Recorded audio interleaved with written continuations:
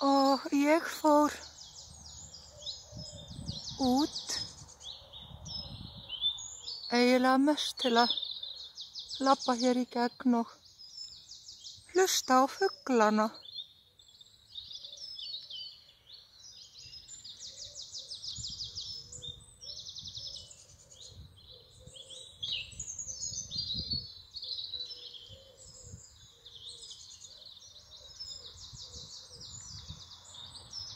Og þetta leiðin niður að Tjörn.